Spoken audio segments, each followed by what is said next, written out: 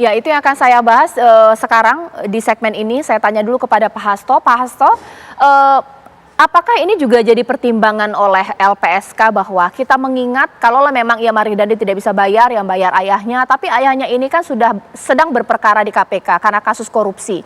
Bagaimana ini memilah-milah? Apakah menyita dari harta yang sudah di KPK bisa diambil 100 miliar untuk ganti restitusi kepada David? Seperti apa, Pak, logika dari LPSK? Ya, itu di luar kewenangan LPSK ya, Mbak. Kewenangan LPSK itu melakukan penilaian. Nah, tentang bagaimana itu, bagaimana dilaksanakan, tentu adalah kewenangan aparat penegak hukum dan juga hakim. Tetapi saya ingin menyampaikan begini, Mbak, bahwa keadilan bagi korban yang intinya adalah pemulihan, ini memang tidak kecil. Tadi disampaikan oleh Pak Ahyar, memang ini barangkali ada yang menilai juga masih terlalu ringan. Ya. Tadi kan saya katakan, yang dinilai oleh LPSK itu baru hal-hal yang bisa dinominalkan. Penderitaan-penderitaan yang sulit dinominalkan, kami juga belum masukkan. Atau tidak kami masukkan. Nah, tentang putusan hakim, karena hakim ini juga tentu memutus berdasarkan keadilan. Nah, keyakinan hakim terhadap keadilan, tentu hakim juga akan melakukan assessment ya terhadap tuntutan, kalau nanti ini dimasukkan ke dalam tuntutan jaksa ya. Dan LPSK punya pengalaman banyak kasus yang kami tuntutkan restitusinya, kami nilai restitusinya, diajukan ke tuntutan jaksa, kemudian diputus oleh hakim. Putusan hakim itu lebih tinggi dari penilaian LPSK, bisa saja. Luar biasa ya, Pak ya? Iya. Pak Hasto. Ya, ini memang perlu ada kebesaran hati, keterbukaan jiwa gitu ya di antara kita semua dalam rangka memberikan rasa keadilan kepada korban ini. Iya. Termasuk pada pelaku dan keluarga pelaku. Pak Hasto, sebenarnya pertimbangan oleh LPSK menentukan nominal angka biaya restitusi ini berdasarkan apa? Karena kalau kita melihat untuk kasus yang berbeda, Heri Wirawan kalau tidak salah 330-an juta ya Pak ya. Apakah ini juga berdasarkan dari kemampuan bayar pelaku atau seperti apa Pak?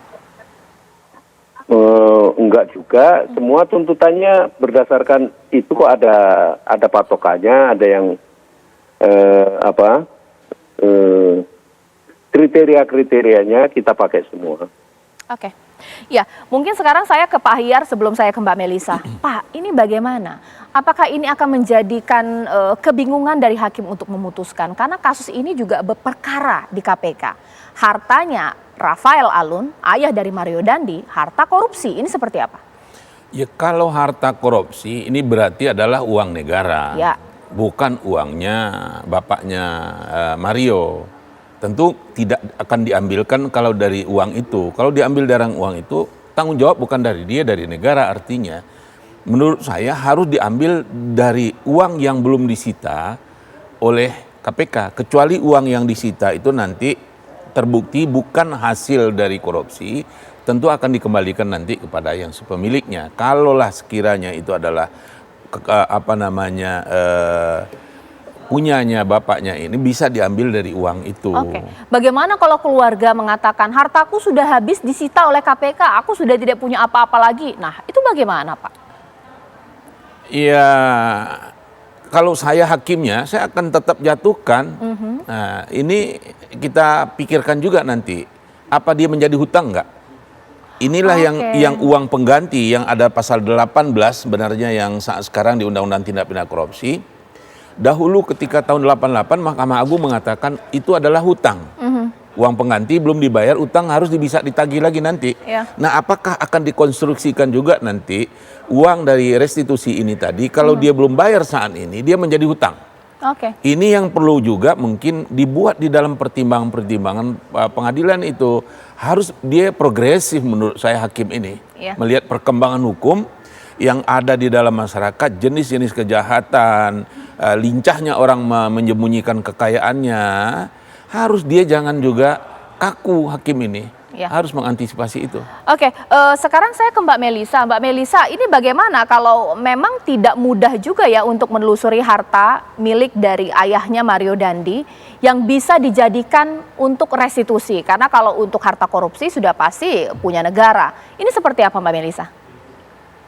Iya, tentu kita percayakan kepada negara, kepada aparat penegak hukum untuk mewujudkan terkait dengan hak yang menjadi hak korban. Nah, kami juga sudah komunikasi secara resmi dengan beberapa institusi terkait. Saya rasa itu masih di dalam berbagai pembahasan terkait harta yang disita dan lain sebagainya. Tetapi pada intinya, kami sebagai kuasa hukum tentu akan memperjuangkan hak-hak anak korban. Terlepas apakah nanti dia memenuhi atau tidak, maka hakim akan memberikan pertimbangan dalam putusannya bahwa anak korban tidak terpenuhi keadilannya dari sisi restitusi. Ini saya yakin akan menjadi pertimbangan untuk majelis hakim dalam memutuskan perkara ini. Jadi terkait angka, dari awal kami sampaikan, kami serahkan sepenuh-penuhnya kepada LPSK, kepada negara, bagaimana negara mewujudkan amanah dari konstitusi terkait dengan hak-hak anak korban. Begitu, Mbak. Oke, Pak Hasto, karena ini memang ada pihak ketiga juga harus dibicarakan, tidak hanya jaksa, LPSK sudah mengkomunikasikan hal ini kepada KPK tidak? Karena jangan-jangan KPK punya daftar ini harta-harta yang mungkin bukan harta korupsi, ini seperti apa, Pak Hasto? Kita sudah komunikasi dengan KPK, dengan Kejaksaan, ya itu masih berproses, Mbak. Tapi maksud saya begini, tentang putusan hakim itu ya, saya ingin cerita pengalaman LPSK, Mbak ya. Selain ada putusan hakim yang lebih tinggi dari penilaian LPSK, itu ada putusan-putusan yang juga progresif diambil oleh hakim. Dan ini patut kita apresiasi. Yeah. Misalnya, restitusi itu bisa dibayarkan secara angsuran, dicicil. Dan itu diawasi oleh jaksa nantinya. Dan itu diputuskan oleh hakim dan kemudian eksekusinya diawasi oleh jaksa. Ada lagi putusan yang karena pelakunya kebetulan tidak satu orang, banyak, dan kemudian penderitaannya juga serius bagi korban, itu kemudian hakim ini berinisiatif untuk melakukan kaukus ya, pertemuan dengan korban, pertemuan dengan korban pelaku maupun keluarga pelaku, dan kemudian dikomunikasikan dengan bank. Ini yang unik. Dan ini saya kira progresivitas hakim yang patut diacungi jempol lah. Kemudian dirancang satu pola, bank ini bisa memberikan pinjaman kepada keluarga pelaku ini supaya bisa membayar restitusi. Nah, ini menarik. Yeah. Dan saya kira kita memang harus aparat penegak hukum dan semua itu mulai berpikir lebih progresif lah dalam rangka memberikan rasa keadilan kepada korban ini. Oke. Dan itu LPSK sudah memiliki pengalaman untuk hal seperti itu ya.